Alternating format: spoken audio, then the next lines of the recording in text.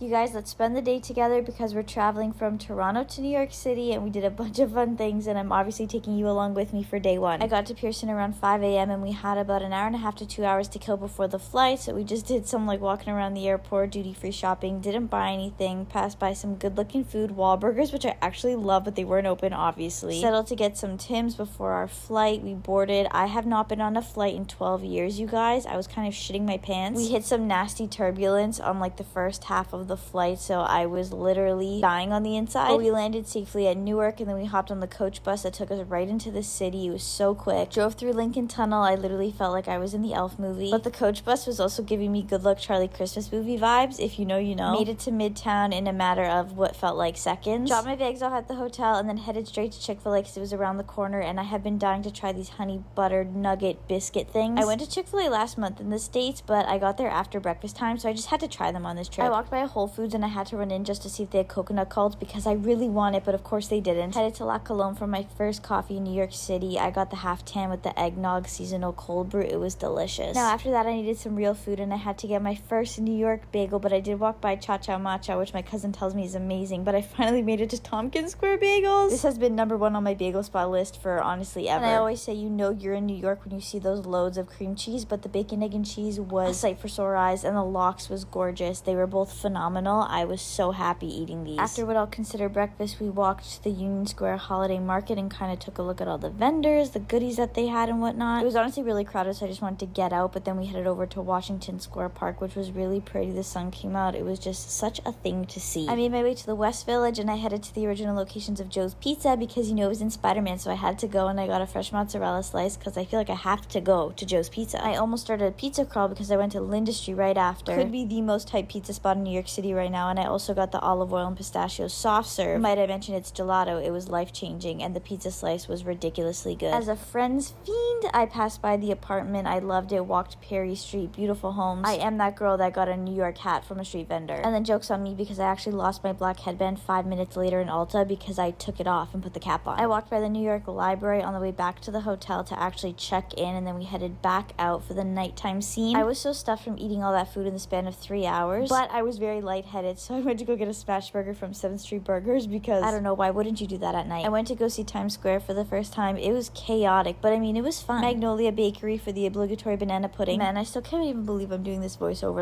I'm literally in New York. They shoot Saturday Night Live in Fallon here. I want to go to a show so bad while I'm in the city. Walk by Radio City Music Hall because the Rockettes are going on right now. All these Santas on these bikes playing Christmas music literally made my night. And to very shocking news, I got into the Plaza Hotel, which I 100% thought would not be possible. I saw the new Louis Vuitton building.